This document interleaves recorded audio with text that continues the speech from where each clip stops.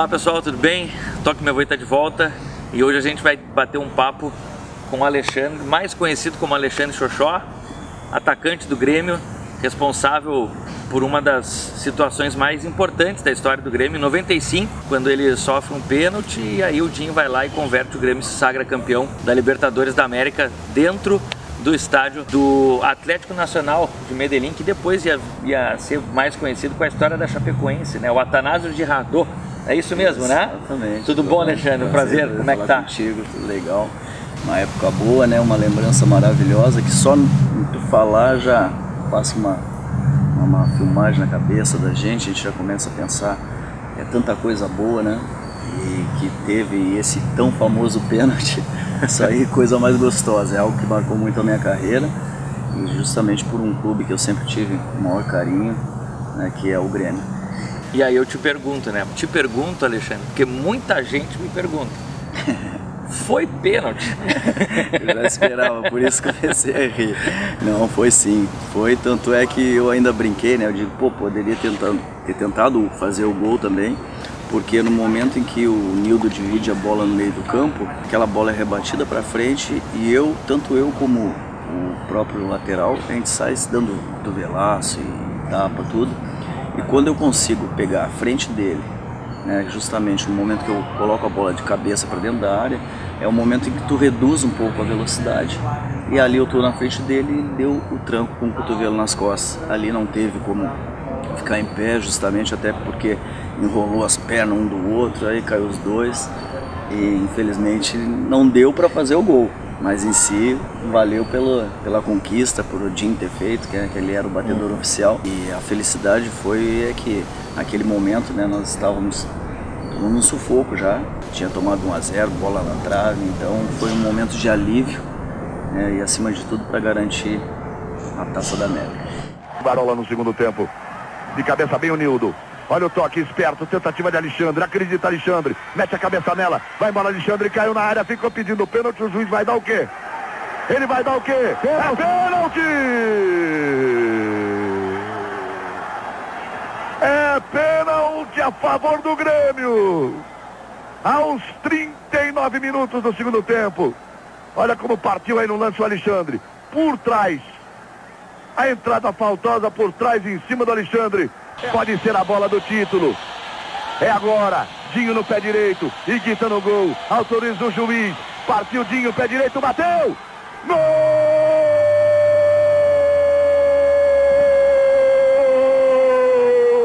Essa taça veio num momento importante da história do Grêmio. No momento que o Grêmio estava numa ascensão. Com o Filipão, com todo aquele time. Vamos ver se eu lembro de cabeça. Sou meio ruim às vezes de memória. Era Darley, Arce, Rivarola e Adilson, Rivarola e Roger. Isso. No meio de campo era Dinho e Goiano, Arilson, Carlos Miguel, Jardel e Paulo Nunes. E aí você entrava. E eu como 12º jogador, entrava sempre ali, sempre para ajudar a decidir as partidas, né? E chama atenção que naquela época o futebol colombiano ele tinha um investimento muito forte, não só do clube, tinha um investimento do tráfico, de uma série de situações. Teve alguma situação curiosa que vocês passaram na Colômbia na véspera da Libertadores? Não, principalmente tu tendo colocado isso, eu já vou fazer uma ressalva e uma proteção ao árbitro daquela época. Sim. Que eu nunca mais ouvi falar também, não sabe o que aconteceu. Não sabemos o que aconteceu. Mas... Procura-se o árbitro de Grêmio e Atlético Nacional, 1995, final da Libertadores. Se for analisar anteriormente, em 94, teve inclusive um zagueiro, acho que foi da Colômbia, Montoya, que fez um gol contra, chegando na Colômbia, mataram ele, é verdade. Exatamente. Aí, depois tu vai para uma final, na Colômbia, o sobrinho, que era o Iguita, do sobrinho do Pablo Escobar. Final em Medellín, no campo do Nacional, 60 mil torcedores, uma pressão já na véspera de foguete no hotel, o pessoal atirando de tudo na gente ali desde a chegada no estádio. O árbitro dá um pênalti aos 41 do segundo tempo da equipe adversária, tem que bater palmas para aquele cara, porque eu não daria não, se eu fosse árbitro não daria não, confesso. Então isso aí foram coisas que antecederam, que pesava no caso justamente para essa final, né? E eu acredito que, vamos dizer, foi por Deus, né, que nos protegeu, foi muito legal. E tendo o cara dado aquele pênalti ali naquele momento, onde deu aquele alívio, e depois aquela volta olímpica, né?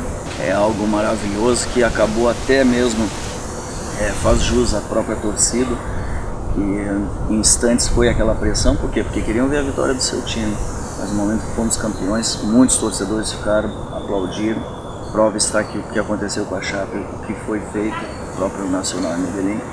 Então realmente é um clube que a gente tem que falar bem e respeitar também. Tem que respeitar o Atlético, que está muito bem na Libertadores nessa temporada também, né? Tá indo muito bem. Mas, pra gente continuar no assunto Grêmio, no assunto Libertadores, em que momento vocês ali do grupo perceberam que dava para ganhar a Libertadores da América? Qual foi teve algum acontecimento assim durante a temporada que vocês se olharam e falaram assim, olha, dá pra gente, tem algo melhor vindo aí pra gente? Teve diversos, né? A começar da passagem de fase, porque a gente já saiu perdendo, já começou, não começou bem a Libertadores.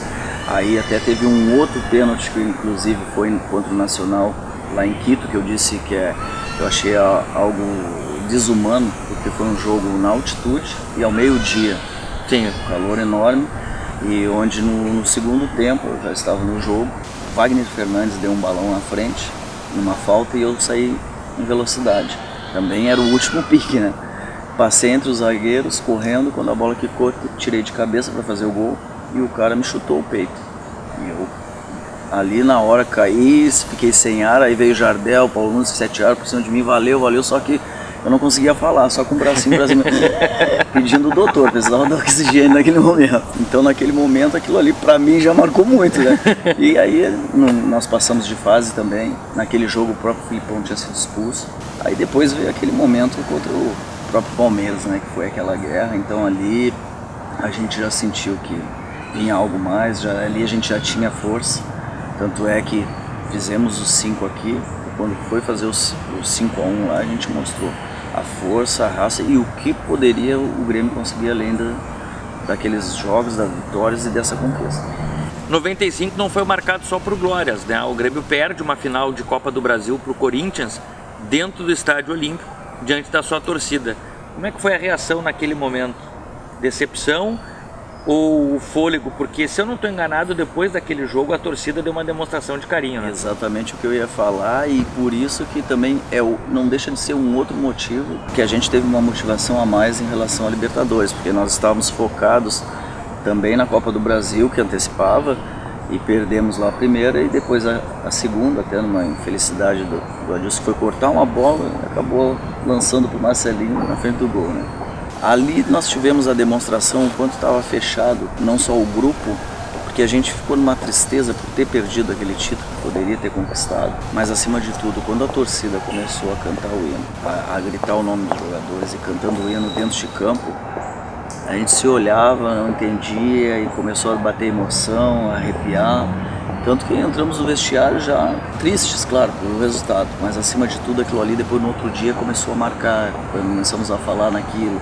Então já foi uma motivação maior. A torcida indiretamente nos apoiou, que sabia da força do Grêmio e o quanto nós tínhamos lutado para conquistar a Copa do Brasil, mas aquilo ali ao natural foi um fator que impulsionou o grupo para que conquistasse, que dizemos um para o outro, essa torcida merece mais, então vamos atrás. E tinha ainda o Brasileiro e tinha a Libertadores, né? E conquistamos a Libertadores, que devo dizer, né, que é uma conquista maravilhosa, para qualquer clube é o que mais almeja, né? É uma conquista da Libertadores, que a gente já contou um pouco da história dessa final, mas eu queria voltar um pouquinho, falar um pouco sobre um personagem que, quando nós conversamos com ex-jogadores do Grêmio que passaram por essa época de 95, 96, 97 e conviveram com esse cara, eles têm boas lembranças e têm boas histórias e todos eles falam que o Filipão representou muito na vida de cada um.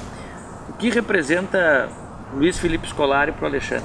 Um cara que, antes mesmo de eu ir pro Inter, que eu joguei anteriormente, ele já tinha falado em mim, por eu estar me destacando em 93 no Campeonato Gaúcho pelo Pelotas. E quando eu cheguei, ele sempre me dava oportunidade, inclusive até uma vez eu perguntei para ele, eu pedia, né, que eu queria, porque queria jogar, queria abrir meu espaço, queria pro futebol em si. E um dia ele me viu um pouco triste, que eu disse que eu queria ter mais oportunidades de jogar. É porque nós tínhamos 3 competições, então daqui a pouco eu estava na Libertadores, que era o grupo que eu estava mais, mas daqui a pouco tinha já o Brasileiro, tinha a Copa do Brasil, tinha o Gauchão, então estava tudo aquilo misturado. Então tu acabava muitas vezes, jogava uma partida, daqui a pouco tinha que segurar para ir na outra, e eu cobrei, mas numa boa, né? E isso aí eu acho que todo técnico quer, porque é sinal que o jogador está demonstrando interesse em querer jogar. E ele me olhou e disse: não, Alexandre, tu sabe o quanto tu é importante para mim, tu é meu 12º jogador. Tu entra em todas as partidas, tu tá sempre partido, e eu quero te ver assim, me cobrando assim como eu vou te cobrar. E sei que tu tem para me dar esse retorno. Te quero bravo, me xinga, pode me xingar, mas vamos lá, tu vai estar aí sempre. Então aquilo ali me motivou para que eu continuasse sabendo, porque não era um time, era um grupo. Tanto que nós tínhamos o próprio Banguzinho, que praticamente ganhou o Gauchão, segurou a onda, enquanto o time considerado principal jogava a Copa do Brasil e Libertadores. Foi um ponto fundamental para o Grêmio, para a conquista, foi o grupo em si. Saía um, entrava o outro, cada um sabia o que fazer dentro de campo. Então fortaleceu muito ao time e principalmente ao Filipão, que era um paizão, puxava a orelha de todo mundo, xingava, mas ao mesmo tempo era o cara que abraçava e chorava junto, né? O próprio Paixão, que como preparador físico era um profissional maravilhoso, um amigo e tanto. Desde o roupeiro, começava lá com o pessoal, massagista, todo mundo, sempre na alegria. A gente chegava para treinar, tinha vontade de levantar e já ir para ir pro treino. Se sentir bem assim, não tem coisa que pague e a satisfação de poder trabalhar assim. A gente está batendo um papo aqui com o Alexandre, foi atacante do Grêmio em 95, 96, né? Início de 96. Início de 96. Tu vai bastante a Gramado, Alexandre? Eu gosto. Gosta de Gramado? Gosto. Então eu vou te dar uma dica, vou dar uma dica para ti e para quem está nos assistindo agora. Restaurante Riviera, o melhor fundi de Gramado ali na Avenida das Hortênsias. Olha, é espetacular, espetacular. Se você quer mais informações sobre o Restaurante Riviera, pode acessar a página do Riviera no Instagram, que é @restaurante-riviera. É sensacional, o melhor fundi de Gramado, tá? O melhor atendimento, tá esfriando. Vou dar essa voltinha lá. Riviera, tô chegando. Te liga aí, né? O pessoal tá chegando lá. E Alexandre, chama a atenção esse momento que o Grêmio está vivendo agora. Todo mundo compara o quê? O Grêmio de 95, o Grêmio de 2018, o Grêmio de 80 e não sei o quê, o Grêmio de... Eu te pergunto o seguinte, o Grêmio de 95 virou adjetivo. Muita gente olha para os times que são formados do Grêmio e diz assim: esse time não joga como o de 95. Ou esse time joga mais ou menos como o de 95. Esse time de 2018, que para mim já é melhor que de 2017, vai virar adjetivo no futuro? Eu acredito que sim.